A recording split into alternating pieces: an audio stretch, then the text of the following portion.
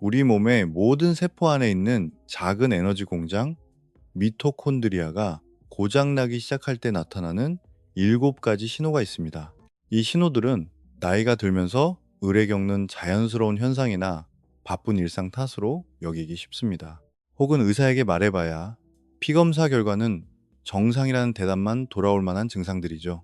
대부분의 사람들은 지금 이 순간에도 자신에게 어떤 일이 일어나고 있는지 모른 채 이 중 4가지 이상의 증상을 겪고 있습니다. 6번째 신호에 이르면 여러분의 세포는 연구자들이 불과 10년 전부터 진지하게 다루기 시작한 어떤 반응을 보이기 시작합니다. 이는 연구 분야 밖의 일반인들은 거의 알지 못하는 내용입니다. 지금부터 이 7가지 신호를 순서대로 모두 살펴보겠습니다. 첫 번째 신호를 알아보기 전에 반드시 짚고 넘어가야 할 중요한 사실이 하나 있습니다. 이 사실을 깨닫고 나면 앞으로 살펴볼 모든 신호를 바라보는 시각이 완전히 달라질 것입니다. 미토콘드리아는 우리 몸에서 아주 사소한 부분이 아닙니다. 결코 부차적인 존재가 아닙니다. 세포 내에서 단연코 가장 중요한 구조물이라고 할 수 있습니다. 왜냐하면 우리 세포가 사용할 수 있는 모든 에너지를 만들어내는 근원이기 때문입니다. 우리의 심장 박동, 모든 생각, 근육의 수축, 면역 반응, 그리고 우리 몸에서 일어나는 모든 회복 과정은 미토콘드리아가 만들어낸 에너지를 사용합니다. 미토콘드리아의 기능이 떨어지면 우리 몸의 모든 기능이 떨어집니다. 그리고 아무도 말해주지 않는 사실이 있습니다. 미토콘드리아는 어느 날 갑자기 한 번에 망가지지 않습니다. 수년에 걸쳐 단위별로, 세포별로 아주 서서히 기능이 떨어집니다. 건강한 세포 하나에는 수백 개에서 심지어 수천 개의 미토콘드리아가 들어 있습니다. 그중 몇 개의 기능이 떨어지면 세포는 다른 방식으로 그것을 보완합니다. 하지만 기능이 떨어지는 미토콘드리아가 많아지면 세포는 슬쩍 타협하기 시작합니다. 일부 과정은 축소되고 몸을 고치는 복구반은 덜 나타납니다. 어떤 기능들은 아예 멈춰버리기도 합니다.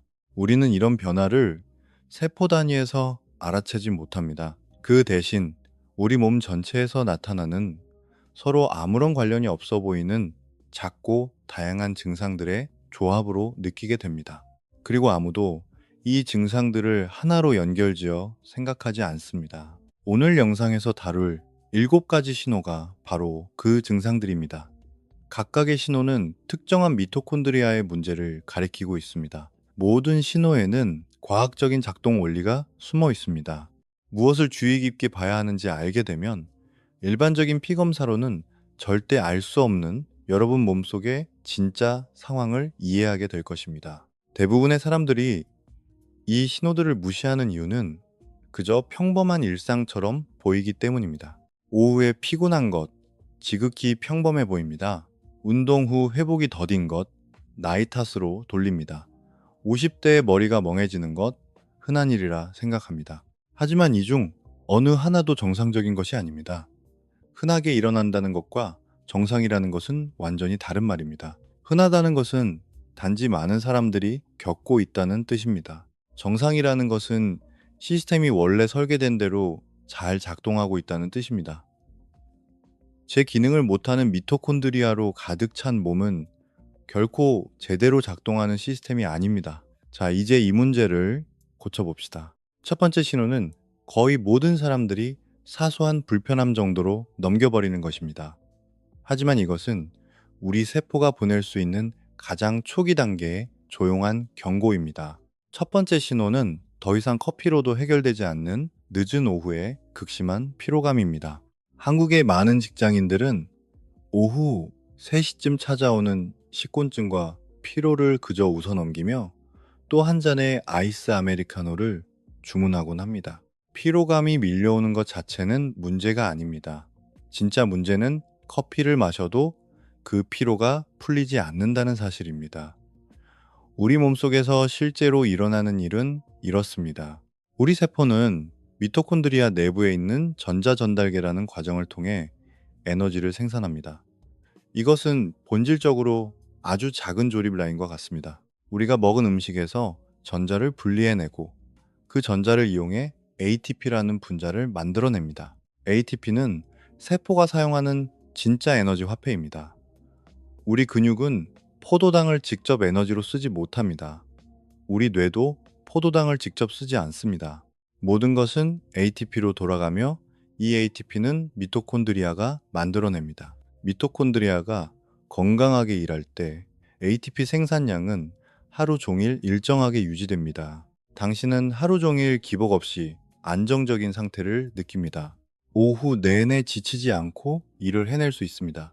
점심 식사 직후에 살짝 졸음이 오는 것은 우리 몸의 정상적인 생체 리듬이며, 이때는 카페인이 큰 힘을 들이지 않고도 우리를 깨워줍니다. 하지만 미토콘드리아가 버거워하기 시작하면 이 조립 라인의 속도가 느려집니다. 같은 양의 연료를 넣어도 만들어내는 ATP의 양이 줄어듭니다. 세포들은 효율이 떨어지는 예비 시스템에서 에너지를 끌어다 쓰기 시작하고, 오후의 가벼운 졸음은 극심한 방전 상태로 바뀝니다. 카페인의 효과는 점점 떨어집니다. 왜냐하면 진짜 문제는 각성 상태가 부족한 것이 아니기 때문입니다. 세포의 근본적인 에너지가 바닥난 것입니다. 카페인은 뇌를 속여 깨어 있다고 느끼게 할 수는 있지만 ATP 자체를 만들어낼 수는 없습니다. 결국 이 속임수는 더 이상 통하지 않게 됩니다. 이때 특히 주의해서 살펴봐야 할 것은 피로감의 질입니다. 정상적인 오후의 졸음은 1시간 안에 사라지는 가벼운 나른함 정도입니다. 하지만 미토콘드리아 문제로 인한 방전은 마치 전력이 끊겨 전등이 깜빡거리는 것 같은 느낌을 줍니다. 생각의 속도가 느려집니다. 몸은 물 먹은 솜처럼 무거워집니다. 예전에는 무의식적으로 하던 간단한 일들조차 엄청난 노력이 필요해집니다. 정신적으로 지쳐서가 아니라 말 그대로 몸속에 어떤 물리적인 에너지가 쑥 빠져나간 것 같아 당장이라도 누워야 할 것 같은 기분이 듭니다.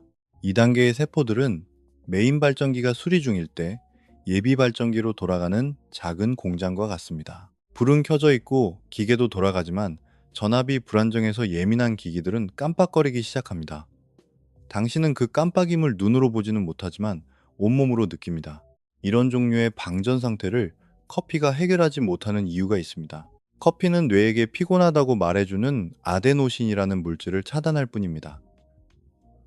메시지를 막는다고 해서 에너지 공급이 다시 채워지는 것은 아닙니다. 당신의 몸은 여전히 ATP가 부족한 상태입니다. 그저 뇌가 에너지가 부족하다는 몸의 불만을 잠시 듣지 못할 뿐입니다. 1시간쯤 지나면 그 불만은 기어이 더 큰 소리로 터져 나오고 당신은 아까보다 훨씬 더 깊은 피로에 수렁에 빠지게 됩니다.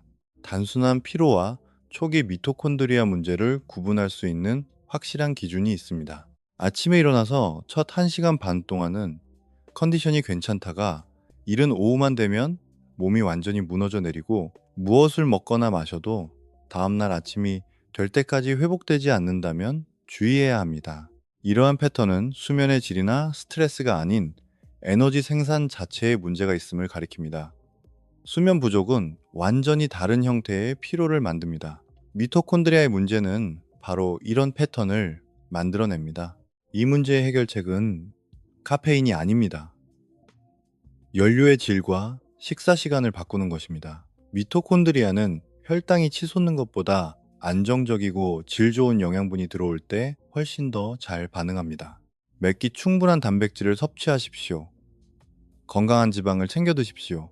혈당을 널뛰게 하여 미토콘드리아를 하루 종일 전력 질주와 급정거를 반복하게 만드는 정제 탄수화물을 줄이십시오.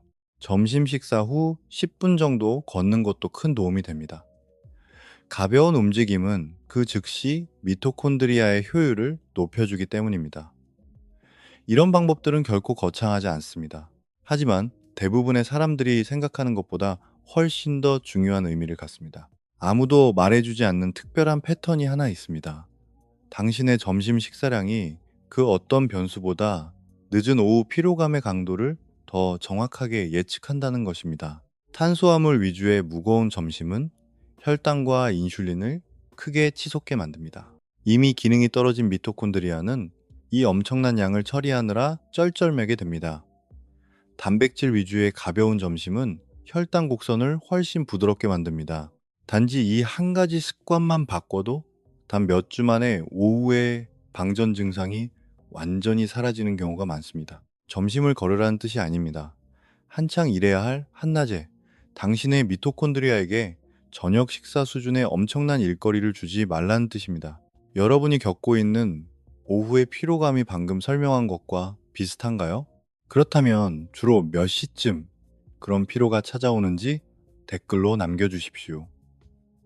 사람들이 가장 힘들어하는 시간이 언제인지 확인해 보고 싶습니다. 두 번째 신호는 완전히 다른 관점의 이야기입니다. 이것은 낮에 어떻게 느끼는지와는 아무런 관련이 없습니다. 대부분의 사람들이 헬스장이나 운동의 문제로 치부해버리는 현상에서 나타납니다. 하지만 이것은 가장 명확한 미토콘드리아의 지표 중 하나를 조용히 가리키고 있습니다.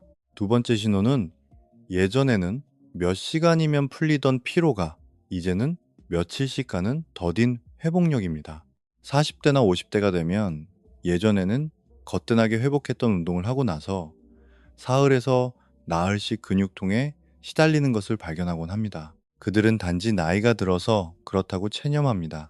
운동 강도를 낮춥니다. 운동 횟수를 줄입니다. 근육통이 줄어들면 문제가 해결되었다고 착각합니다. 문제는 해결된 것이 아닙니다. 단지 당신이 몸의 시스템을 자극하지 않아서 문제가 조용해진 것 뿐입니다. 당신의 미토콘드리아가 예전만큼의 속도로 대사 노폐물을 치우고 손상된 조직을 재건하지 못한다는 근본적인 문제는 여전히 남아 있습니다. 단지 그 스위치를 켜지 않았을 뿐입니다. 여기에는 이런 원리가 숨어 있습니다. 운동은 근육 조직에 미세한 손상을 입히는데 이는 정상적인 현상이며 우리 몸이 적응하고 성장하는 방식입니다. 이 회복 과정은 전적으로 당신의 미토콘드리아가 100%의 능력으로 작동하는지에 달려 있습니다. 손상된 단백질은 분해되어야 합니다. 새로운 단백질이 만들어져야 합니다. 염증 부산물들은 깨끗이 치워져야 합니다. 이 모든 복구 과정을 위해 앞으로 48시간에서 72시간 동안 에너지가 끊임없이 공급되어야 합니다. 이 모든 과정은 ATP로 돌아갑니다. 이 모든 작업에는 복구를 담당하는 세포 내에 건강한 미토콘드리아가 반드시 필요합니다. 미토콘드리아가 제 기능을 못하면 회복 기간이 길어집니다.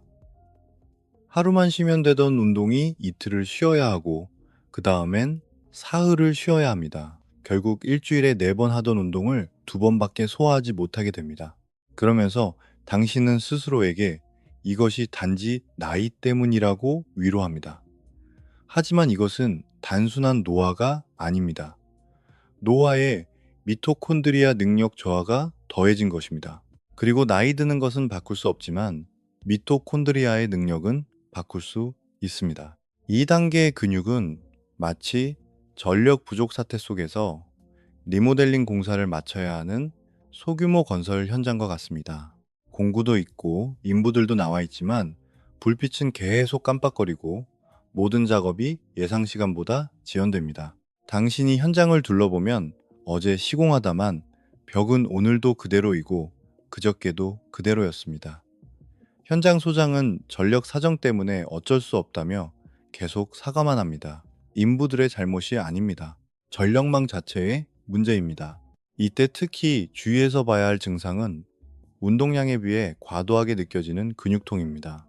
적당한 강도로 운동했는데도 실제로 한 운동량에 비해 터무니없이 심한 근육통이 온다면 그것이 바로 미토콘드리아가 보내는 신호입니다. 정상적인 근육통은 48시간 이내에 사라집니다.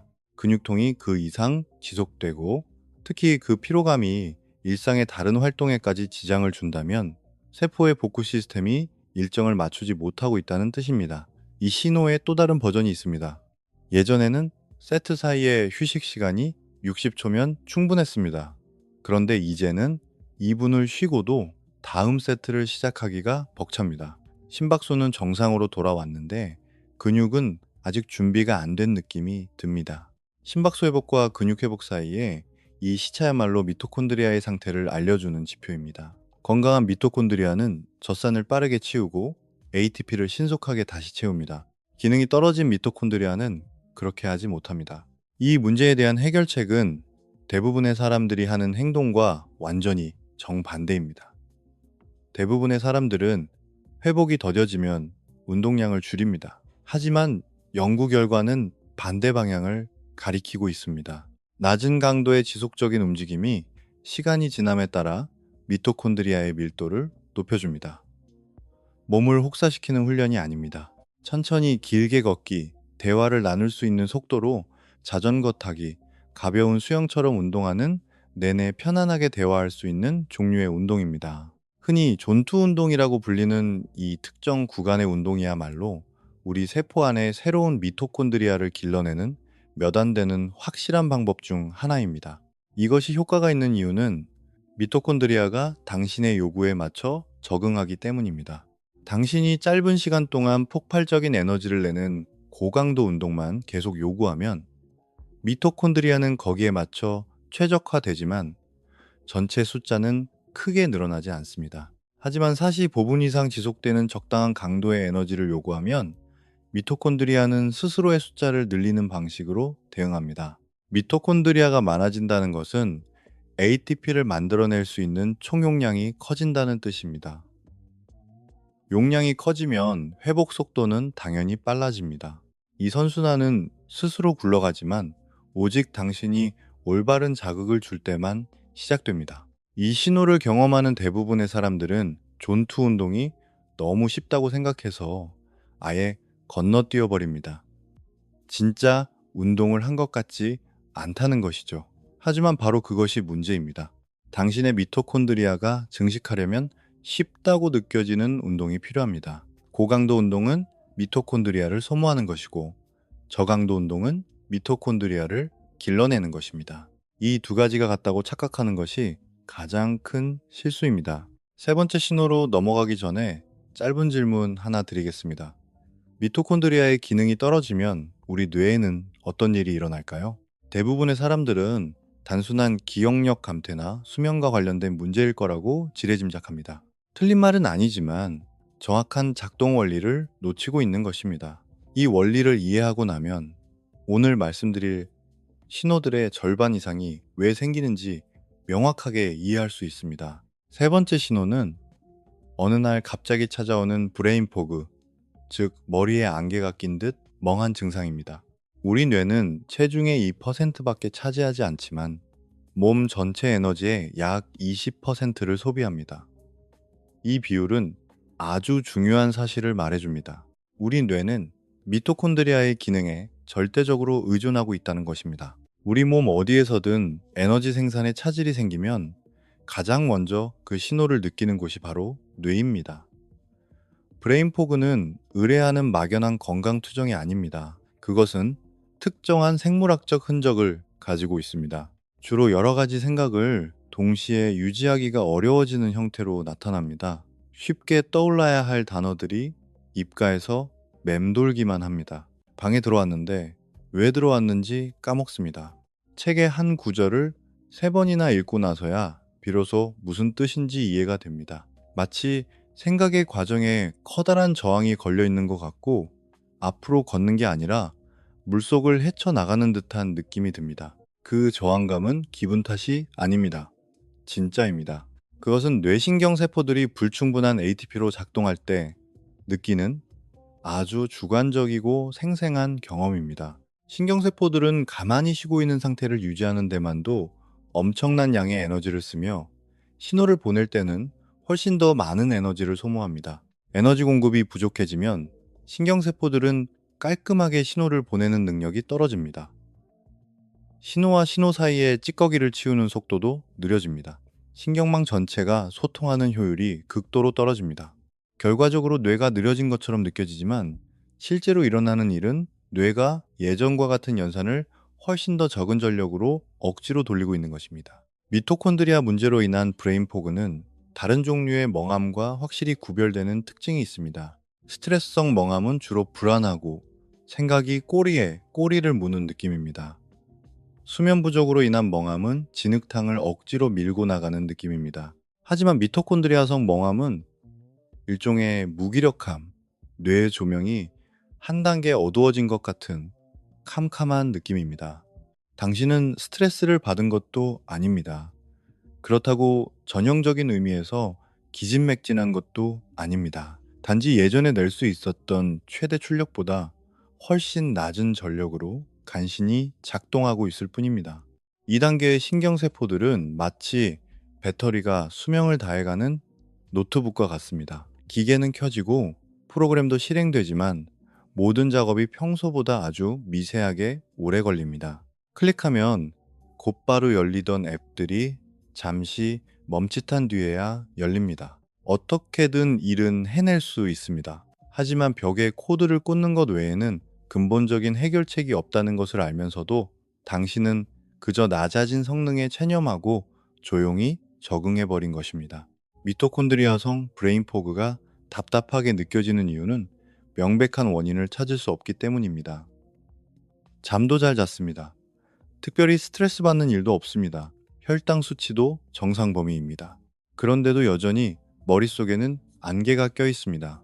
바로 이렇게 뚜렷한 원인이 없다는 점 때문에 사람들은 이 증상을 가볍게 여깁니다. 분명한 원인이 없다면 아마 진짜 병이 아닐 거라고 스스로 위안하는 것이죠. 하지만 뚜렷한 원인이 보이지 않는다는 사실 자체가 원인입니다. 이 문제는 밖에서 쉽게 측정할 수 있는 수준을 넘어선 아주 깊은 세포 단위에서 벌어지고 있기 때문입니다. 여기서 꼭 이해해야 할 두 번째 작동 원리가 있습니다. 우리 뇌에는 깊은 수면 중에 주로 작동하는 뇌신경 노폐물 청소 시스템이 있습니다. 이 청소 과정이 돌아가려면 엄청난 양의 ATP가 필요합니다. 미토콘드리아 기능이 떨어지면 이 청소 시스템도 능력을 제대로 발휘하지 못합니다.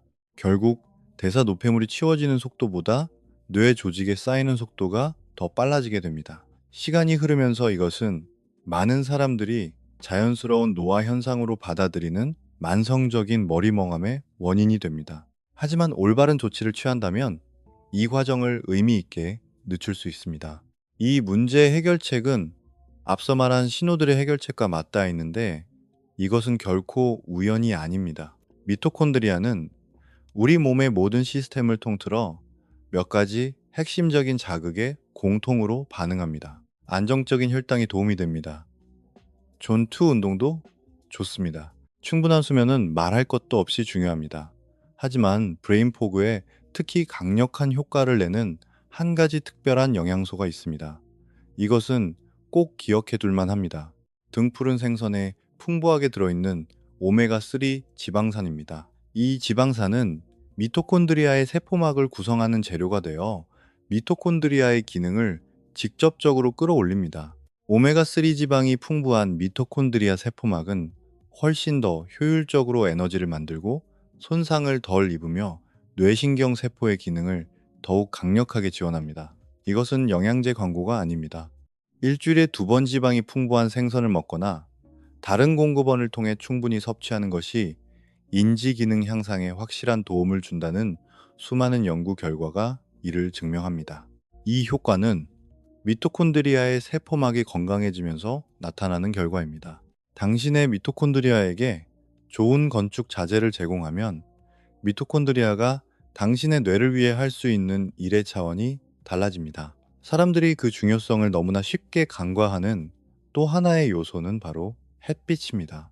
특히 매일 짧은 시간이라도 진짜 자연광을 눈과 피부로 직접 받아들이는 것이 중요합니다.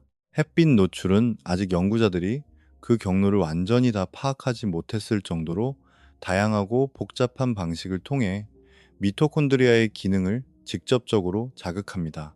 그중 하나는 미토콘드리아 내부에서 스스로 멜라토닌을 만들어내게 하는 것인데 이것이 아주 강력한 내부 항산화제의 역할을 한다는 사실이 밝혀졌습니다.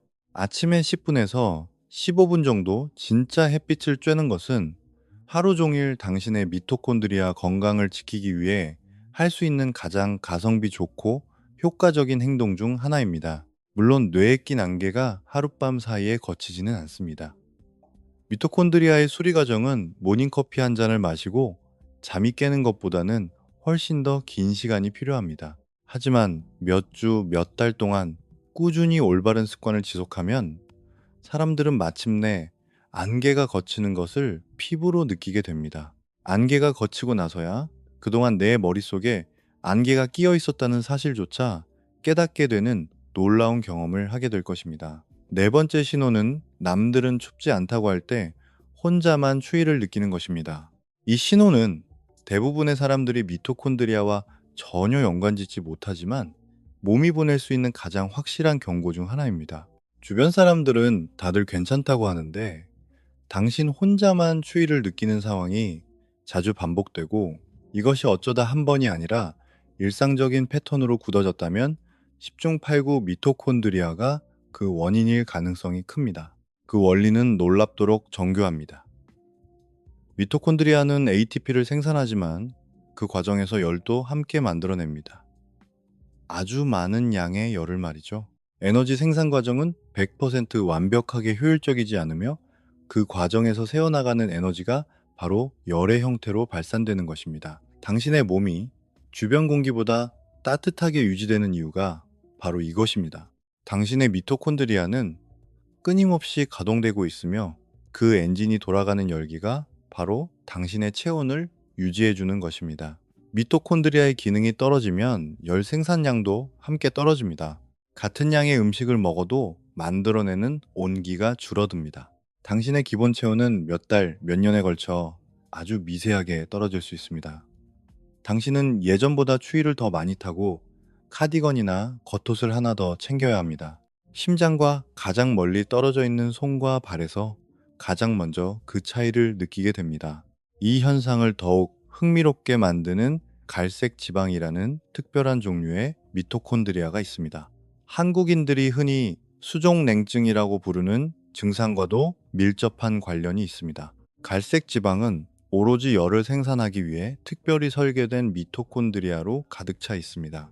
갓 태어난 아기들은 이 갈색 지방을 아주 많이 가지고 있어서 몸을 덜덜 떨지 않고도 스스로 따뜻하게 체온을 유지할 수 있습니다. 어른이 되어서도 노년기까지 갈색 지방의 일부를 유지하지만 그 양은 훨씬 적습니다. 하지만 이 갈색 지방은 평생 동안 체온 조절과 전반적인 대사 건강에 핵심적인 역할을 합니다. 갈색 지방이 더 활발하게 활동하는 사람들은 전반적인 신진대사 지표도 훨씬 더 좋습니다. 반대로 갈색 지방이 부족하거나 활동이 둔한 사람들은 추위를 훨씬 더 많이 타고 혈당 조절에 어려움을 겪는 경우가 많습니다. 이 단계의 우리 몸은 마치 낡고 오래된 보일러가 있는 집과 같습니다. 보일러 전원은 켜져 있고 실내 온도 조절기도 작동하지만 방바닥은 예전만큼 따뜻해지지 않습니다. 보일러에서 가장 멀리 떨어진 방들은 언제나 싸늘합니다. 당신은 스웨터를 껴입고 찬바람이 들어오는 문을 닫으며 어떻게든 상황에 맞춰 살아갑니다. 그 사이 보일러는 떨어진 성능으로 최선을 다해 돌아가고 있지만 진짜 해결책은 결국 보일러의 핵심 부품을 고치는 것 뿐입니다.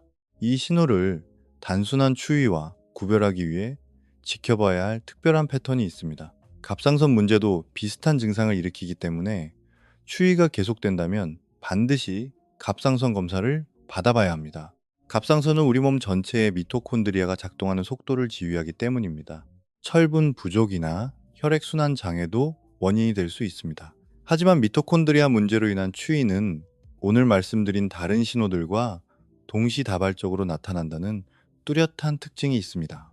당신이 추위를 많이 타는데 오후에는 에너지가 방전되고 운동 후 회복은 더디며 머리까지 자주 멍해진다면 이 모든 것을 설명할 수 있는 단 하나의 원인은 바로 미토콘드리아 기능 저하입니다.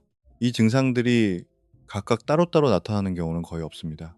이 문제에 대한 해결책은 의외로 아주 직접적이며 앞서 계속 반복해서 나온 해결책들과 같습니다. 미토콘드리아의 근본적인 생물학적 원리가 모든 증상을 관통하고 있기 때문입니다. 역설적이게도 추위에 몸을 노출하는 것이 도움이 됩니다. 짧은 시간의 찬물 샤워나 평소처럼 샤워를 하다가 마지막 60초에서 90초 정도를 찬물로 마무리하는 것은 갈색 지방의 활동을 자극하고 시간이 지남에 따라 몸이 더 많은 미토콘드리아를 만들어내도록 유도합니다. 이것은 일시적인 건강 유행이 아닙니다. 추위 노출과 미토콘드리아 증식에 관한 연구는 상당히 신뢰할 만합니다. 내일 당장 얼음물에 뛰어들라는 뜻이 아닙니다. 그럴 필요도 없습니다. 평소처럼 샤워를 끝내기 직전에 잠깐 찬물로 헹구는 것만으로도 몇 주 안에 의미 있는 변화를 만들어낼 수 있습니다. 도움이 되는 또 다른 방법은 근력 운동입니다. 근육은 미토콘드리아가 아주 빽빽하게 모여 있는 조직이며, 근육을 키운다는 것은 우리 몸 전체의 미토콘드리아 용량을 늘린다는 뜻입니다. 미토콘드리아가 많아지면 열 생산량이 늘어납니다. 열 생산량이 늘어나면 남들은 쾌적하다고 느끼는 사무실에서 혼자만 가디건을 껴입을 필요가 없어집니다. 이것과 나란히 나타나는 또 다른 패턴이 하나 있는데 꼭 짚고 넘어갈 만합니다. 몸통은 따뜻한데 손발만 유독 차가운 수족냉증은 미토콘드리아 기능 저하와 혈액순환 문제가 겹쳐서 나타나는 경우가 많습니다. 우리 몸이 체온을 아껴야겠다고 판단할 때 가장 먼저 혈관을 수축시키는 곳이 바로 손끝과 발끝의 미세 혈관들입니다. 미토콘드리아의 에너지 생산량이 줄어든 몸은 체온을 더 필사적으로 아끼려고 합니다. 같은 방에서 남들은 따뜻하다고 하는데 당신의 손만 얼음장처럼 차갑다면 그것은 결코 기분 탓이 아닙니다. 당신은 지금 두 사람의 완전히 다른 미토콘드리아 능력이 만들어내는 생리적인 차이를 눈앞에서 보고 있는 것입니다. 아침에 일어났을 때 발바닥의 온도는 실제로 일부 연구자들이 비공식적인 지표로 사용하는 기준이기도 합니다.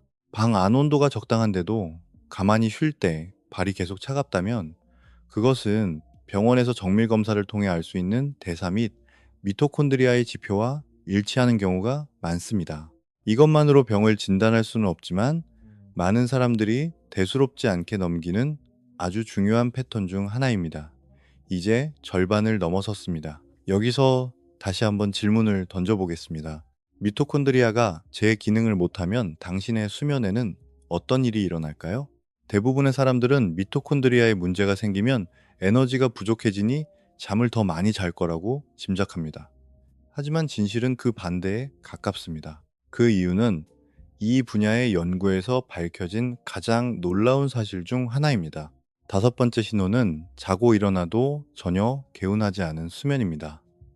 다섯 번째 신호는 수면의 양이 아니라 수면의 질에 관한 이야기입니다. 침대에 누워 7시간이나 8시간을 보냈고 분명히 잠도 잤는데 아침에 일어나면 마치 한숨도 못 잔 것처럼 피곤한 패턴을 말합니다. 이것이 당신의 일상이 되어버렸고 예전에는 그렇지 않았다면 미토콘드리아가 그 원인 중 하나일 가능성이 매우 큽니다. 여기에 직관과 어긋나는 진실이 있습니다. 기능이 떨어진 미토콘드리아는 반드시 당신을 졸리게 만드는 것이 아닙니다. 오히려 수면의 구조 자체를 망가뜨려 더 자주 깨게 만들고 푹 자지 못한 것 같은 느낌을 줍니다. 잠들기가 더 어려워지거나 한밤중에 자주 깨거나 원하지도 않았는데 새벽에 일찍 눈이 떠질 수도 있습니다. 깊은 수면을 위해 유지해야 할 안정적인 신체 상태를 몸이 감당하지 못하기 때문입니다. 이 과정은 활동과 휴식의 균형을 조절하는 자율신경계를 통해 일어납니다. 깊이 잠들었을 때 당신의 몸은 휴식을 담당하는 부교감신경계로 무겁게 이동해야 합니다. 이러한 이동은 심장 박동수를 낮추고 혈압을 떨어뜨리며 호흡을 느리게 만듭니다.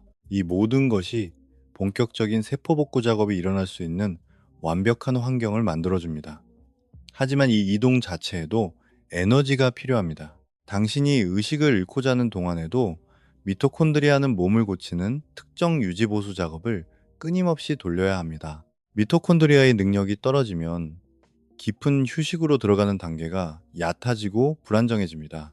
이때 유심히 봐야 할 증상은 충분한 시간 동안 잤는데도 전혀 회복된 느낌이 들지 않는 것입니다. 아침에 일어나 스마트폰을 켜보니 분명히 7시간을 잤는데 앞으로 3시간은 더 자야 할 것 같은 엄청난 피로감이 몰려옵니다. 침대에 누워있던 시간과 실제 회복된 느낌 사이에 이 엄청난 괴리야말로 미토콘드리아가 보내는 신호입니다. 충분한 시간 동안 제대로 잤다면 설령 침대에서 벌떡 일어나지는 못하더라도 몸이 회복되었다는 느낌이 확실히 들어야 합니다. 그런 개운함이 계속해서 없다면 문제는 수면 시간이 아닐 수 있습니다. 문제는 수면의 깊이입니다. 그리고 수면의 깊이는 전적으로 세포의 에너지에 달려 있습니다. 2단계의 수면은 마치 수명이 다 된 배터리로 스마트폰을 충전하는 것과 같습니다. 화면에는 충전 중이라고 뜹니다. 배터리 퍼센트도 올라가는 것처럼 보입니다. 하지만 점심시간만 되어도 배터리는 비정상적으로 빨리 닳아버리고 저녁이 되면 또다시 충전기를 찾아 헤매야 합니다. 충전기가 고장난 것이 아니라 배터리 자체의 용량이 망가진 것입니다. 충전 시간을 아무리 늘려도 배터리 용량 문제는 해결되지 않습니다. 진짜 용량을 복구해야만 합니다. 여기에는 사람들이 간과하는 또 다른 작동 원리가 숨어 있습니다. 미토콘드리아는 뇌의 송가선뿐만 아니라 스스로도 멜라토닌을 만들어냅니다. 사실 미토콘드리아에서 만들어지는 멜라토닌의 양이 우리 몸 전체 송가선에서 만들어지는 양보다 훨씬 많다고 알려져 있습니다. 미토콘드리아의 멜라토닌은 에너지 생산 과정에서 필연적으로 발생하는 활성산소로부터 미토콘드리아 스스로를 보호하는 내부의 방패 역할을 합니다. 미토콘드리아가 제 기능을 못하면 멜라토닌 생산량도 떨어집니다. 미토콘드리아는 활성산소에 더 많이 공격당하고 그 손상은 다시 수면의 질을 떨어뜨리는 악순환의 늪으로 빠지게 됩니다. 이 문제의 해결책 역시 앞서 강조한 건강의 기본 요소들과 맞닿아 있습니다. 하지만 수면과 관련해서 사람들이 생각하는 것보다 훨씬 더 중요한, 특별히 추가해야 할 습관이 하나 있습니다. 바로 규칙적인 햇빛 노출 패턴입니다. 우리 몸의 모든 세포가 그렇듯 미토콘드리아도 생체 리듬에 맞춰 돌아갑니다. 낮의 밝은 빛과 저녁의 어둠은 그 리듬을 맞추는 가장 강력 신호입니다. 하지만 밤늦게까지 밝은 스마트폰 화면을 보고 낮에는 하루 종일 어두운 실내에만 있으면 빛에 노출되는 패턴이 완전히 뒤집힙니다.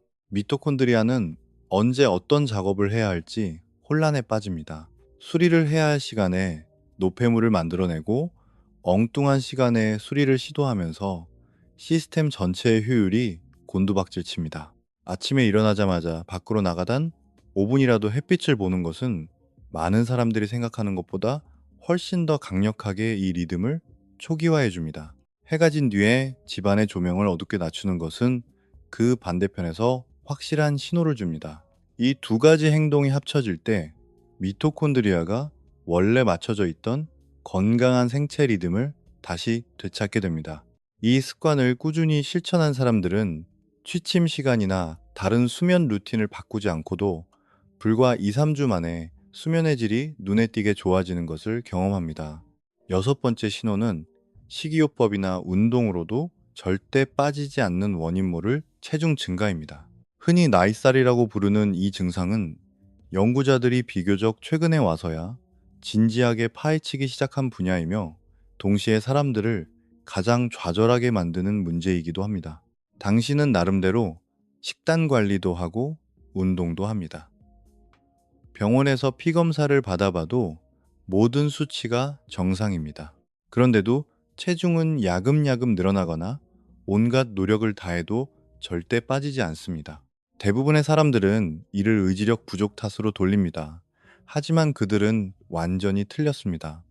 놀랍게도 수많은 경우에서 그 진짜 원인은 바로 미토콘드리아에 있습니다. 이 작동 원리를 알고 나면 체중을 바라보는 당신의 생각 자체가 완전히 뒤바뀔 것입니다. 여러분의 신진대사, 즉 칼로리를 태우는 속도는 거의 전적으로 미토콘드리아의 능력에 달려 있습니다. 미토콘드리아가 음식을 ATP로 바꾸기 때문에 칼로리가 타는 것입니다. 이 변환 과정에서 열과 약간의 활성 분자들이 부산물로 나옵니다. 제 기능을 다하는 건강한 미토콘드리아가 많다는 것은 기본적으로 숨만 쉬어도 태우는 칼로리, 즉 기초 대사량이 높다는 뜻입니다. 미토콘드리아의 숫자가 적거나 기능이 떨어지면 기초 대사량도 바닥을 칩니다. 같은 양의 음식을 먹어도 결과는 완전히 달라집니다. 이런 미세한 차이가 몇 달, 몇 년씩 쌓이면 눈에 띄는 식습관 변화 없이도 어느새 체중이 불어나게 됩니다.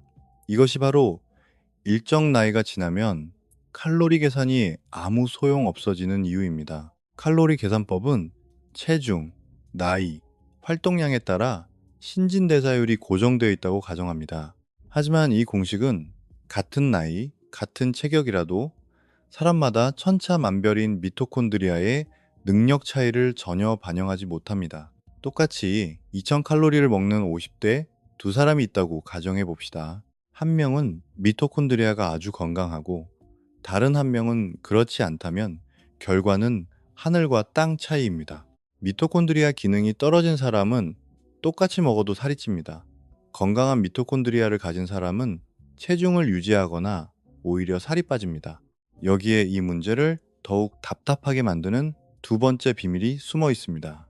미토콘드리아가 제 기능을 못하면 우리 몸은 지방을 태우는 능력은 떨어지고 오히려 지방을 저장하는 데 훨씬 능숙해집니다.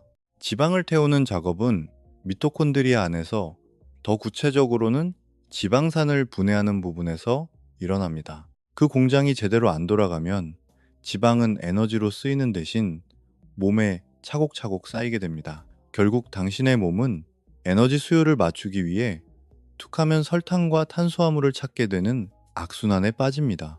지방을 태우는 통로가 막혀버렸기 때문에 우리 몸이 자꾸만 빨리 에너지를 올릴 수 있는 단 간식을 갈구하는 것입니다.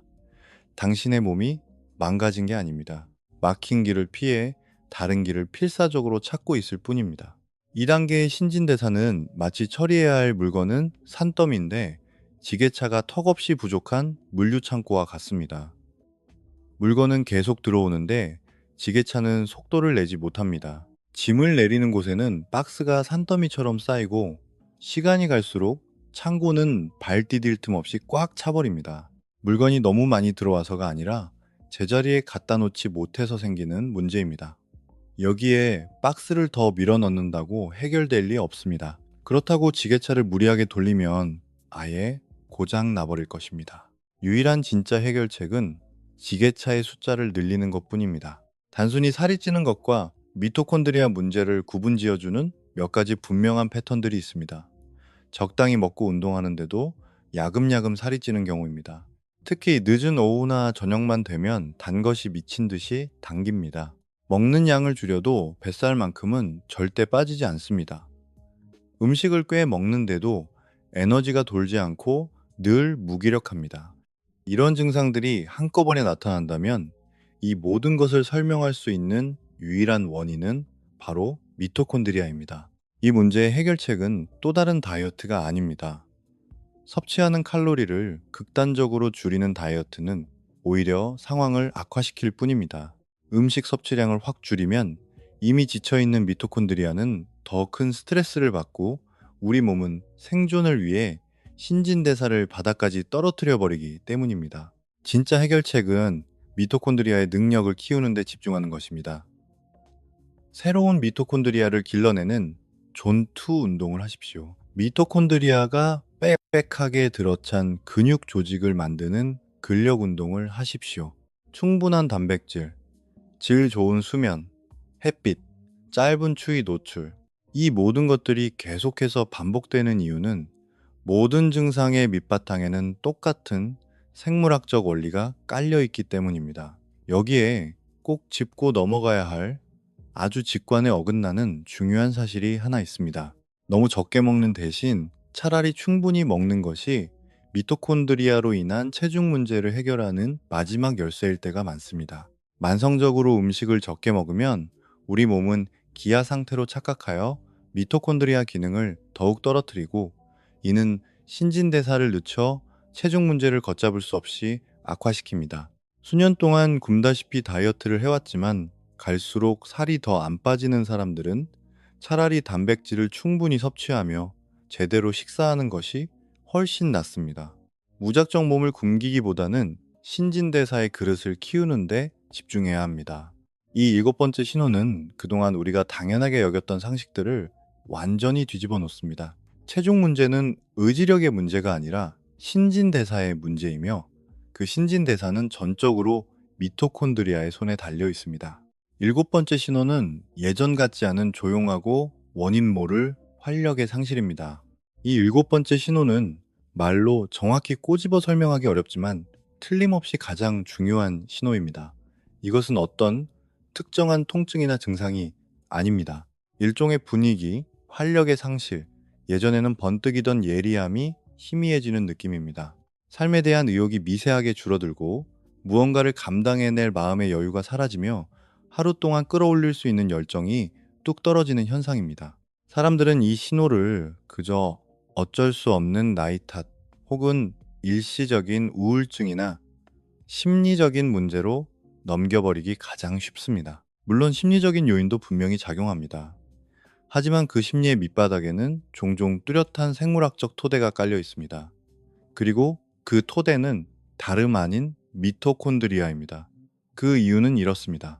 우리가 느끼는 모든 감정, 열정에 불타오르는 순간 세상과 강렬하게 교감하는 기쁨은 모두 세포 단위에서 일어나는 생리적인 현상입니다.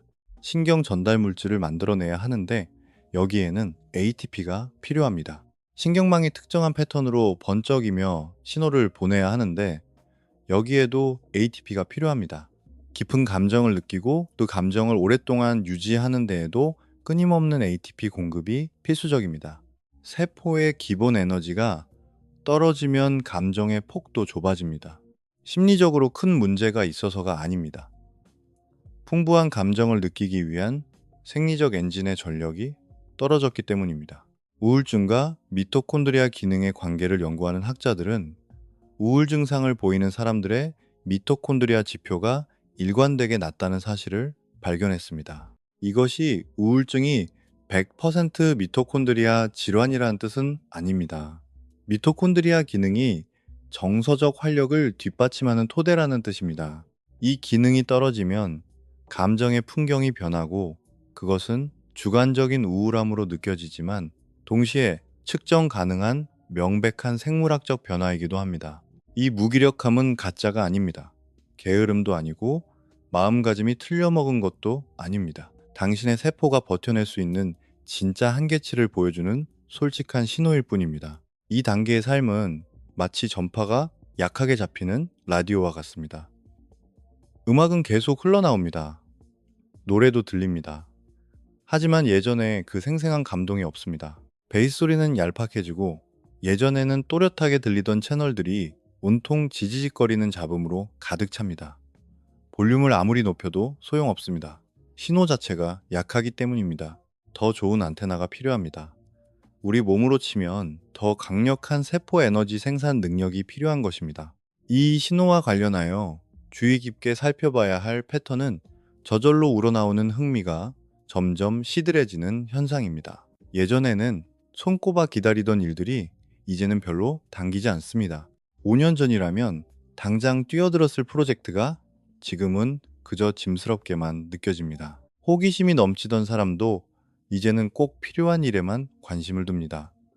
이것이 반드시 의학적인 의미의 우울증은 아닐 수 있습니다. 하지만 삶의 활력이 줄어들고 있다는 징후입니다.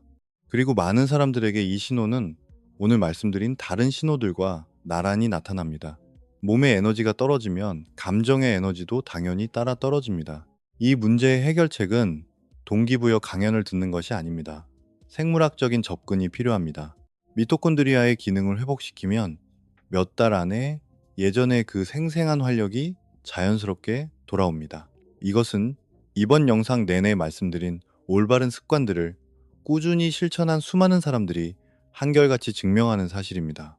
존투 운동, 근력 운동, 올바른 수면 구조의 회복, 규칙적인 햇빛 노출, 충분한 단백질, 짧은 추위 노출, 자연과 함께하는 시간, 이 방법들은 각각 미세한 변화를 만들어냅니다. 하지만 이것들이 몇 달, 몇 년 동안 꾸준히 쌓이면 당신의 삶의 활력을 송두리째 바꿔놓을 엄청난 변화로 이어집니다. 특히 이 7번째 신호에 가장 효과적인 특별한 행동이 하나 있습니다. 그것은 다른 모든 습관에 하나를 더 추가하는 것입니다. 자연 속에서 끈기를 요구하는 육체적으로 힘든 활동을 해보는 것입니다. 긴 등산, 차가운 물속에서의 수영, 땀이 나는 가파른 오르막길 걷기 같은 것입니다. 당신의 미토콘드리아가 아주 먼 옛날 인류의 진화 과정에서 마주했던 진짜 자연 환경에서 그 능력을 한껏 발휘하도록 요구하는 것입니다. 일주일에 한 번이라도 이런 경험을 하면 쾌적한 실내 헬스장에서는 절대 흉내낼 수 없는 미토콘드리아의 전반적인 반응 체계가 새롭게 세팅되는 효과를 얻을 수 있습니다. 이에 대한 연구는 아직 초기 단계지만 여러 증거들을 통해 그 효과가 분명히 나타나고 있습니다. 또한 활력에는 생물학과 깊이 연결되어 있으면서도 자칫 놓치기 쉬운 사회적인 요소가 있습니다. 자신을 꾸미거나 목적을 위해 애쓰지 않아도 되는 좋아하는 사람들과 보내는 진심 어리고 여유로운 시간은 부교감신경계를 강력하게 자극합니다. 이는 만성 스트레스를 줄여 미토콘드리아의 기능을 돕는 결과로 이어집니다. 다른 조건이 모두 같다고 할 때 사회적 유대감이 끈끈한 사람들은 고립된 사람들보다 평균적으로 훨씬 뛰어난 미토콘드리아 지표를 보여줍니다. 이 과정은 코르티솔 호르몬과 수면의 질 등 수십 가지의 미세한 경로를 거치지만 결국 이 모든 것은 미토콘드리아의 능력이라는 한 점으로 모입니다. 좋아하는 사람들과 더 많은 시간을 보내라는 조언은 그저 감성적인 위로가 아닙니다. 철저히 생물학적인 조언이며 실제로 세포의 에너지 수치로도 증명되는 사실입니다. 이 신호를 극복하기 위해 꼭 실천해 보셨으면 하는 방법이 하나 더 있습니다. 일부러 짧고 가벼운 지루함을 규칙적으로 견뎌보는 것입니다. 어떤 자극도 할 일도 없는 진짜 지루한 말입니다. 스마트폰도 안 보고 텔레비전도 안 끄고 아무 일도 아무 생각도 하지 않고 10분 에서 20분 정도 가만히 있는 것입니다. 현대 사회의 어른들은 더 이상 이런 지루함을 거의 경험하지 못합니다. 틈만 나면 스마트폰이 그 빈자리를 채워버리기 때문입니다. 하지만 그 빈자리는 원래 우리의 신경계가 잠시 숨을 고르고 휴식하던 공간이었습니다. 이 작은 휴식의 틈이 사라지면 시간이 지날수록 알게 모르게 우리의 활력도 갉아먹히게 됩니다. 아주 짧은 시간이라도 이 빈틈을 다시 삶에 끼워 넣으면 불과 몇 주 만에 세상과 다시 교감하는 듯한 깊은 활력이 되살아난다는 사람들의 증언이 쏟아지고 있습니다. 활력은 결코 사치품이 아닙니다. 그것은 우리 몸의 세포 공장이 쌩쌩하게 돌아갈 때 자연스럽게 뿜어져 나오는 결과물입니다. 그 공장을 지키면 잃어버렸던 활력은 반드시 돌아옵니다. 자, 이제 전체를 다시 한번 정리해 보겠습니다. 우리가 살펴본 이 7가지 신호에 진짜 의미를 한데 모아보면 그 숨은 논리가 얼마나 명확한지 알 수 있습니다. 첫 번째 신호는 에너지 공급의 문제입니다. 커피로도 해결되지 않는 늦은 오후의 피로는 당신의 세포가 낮 동안 ATP를 제대로 만들어내지 못하고 있으며 그 어떤 각성제로도 텅 빈 세포 에너지를 대신할 수 없음을 말해줍니다. 두 번째 신호는 복구 시스템의 문제입니다. 운동 후 회복이 더딘 것은 당신의 미토콘드리아가 손상된 조직을 수리하는 속도를 따라가지 못한다는 뜻입니다. 이것은 미토콘드리아의 능력을 보여주는 가장 확실한 지표 중 하나입니다. 세 번째 신호는 뇌의 에너지 예산 문제입니다. 브레인포그는 뇌신경세포가 낮은 전력으로 간신히 돌아가고 있다는 뜻입니다. 뇌는 에너지를 엄청나게 굶주려 하는 기관이기 때문에 몸의 다른 어떤 시스템보다 에너지 부족 문제를 가장 먼저 겉으로 드러냅니다. 네 번째 신호는 열의 흔적입니다. 남들은 안 추운데 혼자만 춥다면 미토콘드리아가 에너지를 만들 때 뿜어내는 열기, 즉 부산물이 그만큼 줄어들었다는 물리적인 증거입니다. 당신의 체온은 그 자체로 미토콘드리아가 얼마나 활발히 움직이는지를 보여주는 성적표입니다. 다섯 번째 신호는 복구를 위한 골든타임의 문제입니다. 자고 일어나도 개운하지 않다면 제대로 된 세포 수리에 필요한 만큼 깊은 휴식의 단계로 들어가지 못하고 몸이 밤새 쩔쩔맸다는 뜻입니다. 수면과 미토콘드리아의 관계는 사람들이 생각하는 것보다 훨씬 더 깊고 은밀합니다. 여섯 번째 신호는 신진대사율의 문제입니다. 아무리 노력해도 살이 안 빠진다면 공식을 무시하고 칼로리를 태우지 않는 몸을 원망할 게 아닙니다. 칼로리를 태우는 진짜 주역인 미토콘드리아의 숫자가 줄었거나 예전만큼 일을 못하고 있다는 증거입니다.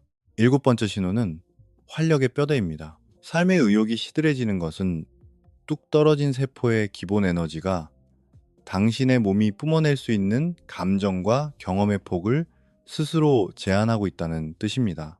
모든 신호는 곧 증상입니다. 모든 증상에는 과학적 원리가 있습니다. 모든 원리는 결국 당신 몸속 곳곳에 흩어져 있는 미토콘드리아가 예전처럼 쌩쌩하게 돌아가지 않고 있다는 단 하나의 변함없는 사실을 가리키고 있습니다. 여기서 꼭 깨달아야 할 가장 중요한 사실은 이 문제들을 하나씩 따로따로 고칠 필요가 없다는 것입니다. 하나의 좋은 습관이 나머지 전부를 좋게 만듭니다. 이 시스템은 하나로 촘촘히 연결되어 있습니다. 따라서 이 문제를 진지하게 받아들이고 실천하는 사람이라면 엄청난 이득을 얻을 수 있습니다. 사람들이 흔히 실패하는 세 가지 지점이 있는데 이것을 미리 알아두면 좌절하지 않고 앞으로 나아가는데 큰 도움이 됩니다. 첫 번째 실패 지점은 피검사만 맹신하는 것입니다. 일반적인 건강검진이나 혈액검사는 미토콘드리아의 기능을 직접 측정하지 못합니다. 이 검사들은 미토콘드리아 기능이 떨어지고 수년이 지나서야 비로소 변하기 시작하는 하위 지표들만 보여줄 뿐입니다. 검사 결과가 완벽하게 정상이더라도 미토콘드리아는 이미 심각하게 망가져 있을 수 있습니다. 수치가 나빠질 때까지 기다렸다가 문제를 깨달을 즈음이면 이미 10년 동안 조용히 쌓여온 손상을 한꺼번에 떠안아야 합니다. 두 번째 실패 지점은 영양제 한 알로 모든 것을 해결하려는 얄팍한 기대입니다. 시중에는 미토콘드리아 건강을 표방하는 수많은 영양제들이 쏟아져 나옵니다. 물론 과학적 근거가 있는 제품들도 있지만 대부분은 아주 미미한 효과에 그칩니다. 진짜 놀라운 변화를 만들어내는 것은 알약이 아니라 당신의 땀방울과 생활 습관입니다. 규칙적인 운동, 질 좋은 수면, 건강한 식단, 햇빛 쬐기, 찬물 샤워가 시중에 파는 그 어떤 비싼 캡슐보다 미토콘드리아에 수백 배 더 좋은 영향을 미칩니다. 알약에만 의존하는 것은 당신을 진짜 건강하게 만들어줄 확실한 행동들을 미루게 할 뿐입니다. 세 번째 실패 지점은 조급함입니다. 미토콘드리아의 기능은 아주 천천히 바뀝니다. 새로운 미토콘드리아를 만들어내는 데는 몇 주가 걸립니다. 좋은 영양분으로 미토콘드리아의 세포막을 튼튼하게 다시 짓는 데는 몇 달이 걸립니다. 진짜 눈에 띄는 확실한 변화를 느끼려면 며칠이 아니라 최소 몇 달에서 1년이라는 시간이 필요합니다. 많은 사람들이 올바른 습관을 딱 2주일 실천해보고는 드라마틱한 변화가 없자 효과가 없네라며 너무 쉽게 포기해버립니다. 변화는 분명히 일어나고 있습니다. 다만 이 주차에는 보이지 않다가 12주차가 되어서야 비로소 확연하게 드러날 뿐입니다. 아무도 묻지 않는 아주 중요한 질문 하나를 던져보겠습니다. 우리는 왜 이 질문을 깊이 고민해 봐야 할까요? 애초에 왜 미토콘드리아의 기능은 떨어지는 걸까요? 왜 우리 몸은 평생 동안 똑같은 속도로 새 미토콘드리아를 계속 만들어내지 않는 걸까요? 이 질문에 대한 답을 알면 모든 현상을 완전히 새로운 시각으로 보게 될 것입니다. 미토콘드리아는 세포의 핵에 있는 UAN이와는 완전히 독립된 자기만의 DNA를 따로 가지고 있습니다. 이 미토콘드리아의 DNA는 일상적인 세포 활동과 미토콘드리아 스스로가 에너지를 만들면서 뿜어내는 활성 부산물들 때문에 시간이 지날수록 조금씩 손상됩니다. DNA가 망가지면 그 정보로 만들어지는 새로운 미토콘드리아들은 복사기에 종이가 낀 것처럼 점점 더 흐릿하고 결함투성이인 복사본으로 태어납니다. 이러한 비효율성은 수십 년에 걸쳐 차곡차곡 쌓이고 결국 당신의 몸에는 팔팔하게 일하는 미토콘드리아보다 비실거리는 미토콘드리아가 훨씬 더 많아지게 됩니다. 이러한 능력 저하는 결코 무작위로 일어나는 것이 아닙니다. 그것은 철저히 당신이 살아온 방식에 대한 정직한 반응입니다. 활성산소를 뿜어내는 스트레스와 나쁜 습관들은 이 손상의 시계를 무섭게 앞당깁니다. 산화 스트레스를 줄이는 모든 올바른 행동들은 시계바늘을 꽉 붙잡아 늦춥니다. 새로운 미토콘드리아를 만들어내도록 자극하는 행동들은 그동안 잃어버린 손실을 일정 부분 다시 메워줍니다. 바닥에 깔려있는 노화라는 근본적인 시계 자체를 멈출 수는 없지만 그 시계가 똑딱거리는 속도만큼은 당신의 의지로 극적으로 바꿀 수 있다는 뜻입니다. 동갑내기 두 사람이 오직 생활 습관의 차이만으로도 미토콘드리아 나이가 10년에서 15년이나 벌어질 수 있습니다. 이 엄청난 격차가 바로 우리가 건강을 스스로 통제할 수 있는 가장 강력한 무기입니다. 우리 몸은 절대 수동적이지 않습니다. 미토콘드리아 용량을 유지하라는 당신의 적극적인 신호가 들어오기만을 초조하게 기다리고 있습니다. 그 신호가 오면 몸은 반드시 응답합니다. 신호가 오지 않으면 몸은 군말 없이 공장의 규모를 줄여버립니다. 오늘날 대부분의 사람들은 바쁘고 피곤하다는 핑계로 몸에게 자꾸만 공장 규모를 줄이라는 신호만 보내고 있습니다. 그 잘못된 신호들을 의식적으로 바로잡고 몸을 되살리는 다른 진짜 신호들을 보내는 방법. 그것이 바로 오늘 이 긴 영상의 핵심 주제입니다. 마지막으로 이 영상이 누구를 위한 것인지 명확히 짚고 넘어가겠습니다. 이 영상에 나오는 모든 내용은 전반적으로 건강한 성인들에게서 흔히 나타나는 미토콘드리아 기능, 저하 패턴을 설명한 것입니다. 결코 전문적인 의학적 진단이나 처방이 아닙니다. 만약 극심하고 비정상적인 피로, 설명할 수 없는 급격한 체중 변화, 일상생활이 불가능할 정도의 심각한 브레인 포그 등 이 영상의 증상들이 당신의 삶을 완전히 망가뜨리고 있다면 가장 먼저 해야 할 일은 이 영상을 보고 미토콘드리아 문제라고 스스로 단정 짓는 것이 아닙니다. 당장 병원에 가서 의사의 진료를 받으셔야 합니다. 갑상선 질환, 당뇨병, 빈혈, 수면 무호흡증, 그리고 수많은 다른 질병들도 이와 아주 비슷한 증상을 만들어냅니다. 생활 습관을 고치기 전에 반드시 병원에서 이런 진짜 질병들이 있는지부터 확인하고 걸러내야 합니다. 하지만 병원에서도 특별한 이상을 찾지 못한 평범한 일반인들에게 뼈아픈 진실을 말씀드리자면 40대가 넘은 대부분의 성인들은 어느 정도 미토콘드리아의 능력 저하를 겪고 있습니다. 그리고 다행스럽게도 되돌릴 수 있는 부분의 상당수는 오늘 영상에서 끊임없이 강조한 몇 가지 작고 사소한 행동들에 놀랍도록 잘 반응합니다. 효과를 보기 위해 억지로 7가지 신호를 한꺼번에 다 고칠 필요는 없습니다. 문제를 일으키는 핵심 습관들만 고쳐나가면 됩니다. 올바른 신호를 주면 몸의 증상들은 각자의 순서에 맞게 각자의 시간표대로 알아서 서서히 사라질 것입니다. 자, 여러분은 지금 어떤 신호를 겪고 계신가요? 솔직하게. 지금 당신에게는 이 중 몇 가지 신호가 나타나고 있습니까? 해당하는 숫자를 댓글로 남겨주십시오. 사람들이 어떤 증상을 가장 많이 겪고 있는지 그 분포를 꼭 확인해 보고 싶습니다. 제 예상으로는 아마 대부분의 사람들이 3가지나 4가지 정도에 해당할 것입니다. 5가지 이상이라고 답하는 분들도 상당히 많을 것입니다. 단 1개만 해당하거나 하나도 없다고 자신있게 말할 수 있는 분은 거의 없을 거라고 확신합니다. 만약 당신의 숫자가 높다고 해도 너무 좌절하지 마십시오. 그것은 병리학적인 진단이 아닙니다. 그것은 단지 몸이 보내는 신호일 뿐이며 우리는 그 신호에 응답할 수 있습니다. 이제 여러분은 각각의 신호가 진짜로 가리키는 것이 무엇인지 알게 되었습니다. 그 이면에 숨겨진 과학적인 원리도 이해했습니다. 왜 피검사로는 알 수 없는지, 왜 의사 선생님은 이 부분에 대해 별 말씀을 안 하셨는지도 알게 되었습니다. 그리고 무엇이 당신의 꽉 막힌 건강의 바늘을 진짜로 움직이게 하는지도 알게 되었습니다. 하지만 머리로 생물학을 이해하는 것과 당신의 몸속에서 미토콘드리아 기능이 진짜로 쑥쑥 다시 살아날 때 그 경이로운 변화를 피부로 직접 느끼는 것은 완전히 차원이 다른 이야기입니다. 당신의 텅 빈 미토콘드리아가 다시 힘차게 돌아가기 시작하면 세포들은 단순히 에너지만 만들어내는 것이 아닙니다. 당신의 근육은 운동의 전과 다르게 폭발적으로 반응하기 시작합니다.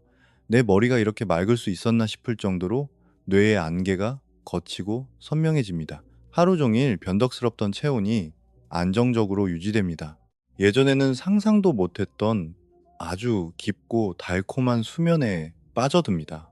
억지로 굶지 않아도 체중이 제자리를 찾아가며 건강하게 빠지기 시작합니다. 각각의 시스템들은 자기들만의 순서와 속도에 맞춰 하나씩 차례대로 회복을 신고해 올 것입니다. 활력을 되찾는 것은 어느 날 벼락치듯 일어나는 마법 같은 한순간이 아니라 묵묵히 쌓아가는 찬란한 여정입니다. 그 놀라운 회복의 여정, 매주 시스템별로 어떤 변화가 일어나는지에 대한 흥미진진한 이야기는 바로 다음 영상에서 이어집니다. 다음 영상에서 뵙겠습니다.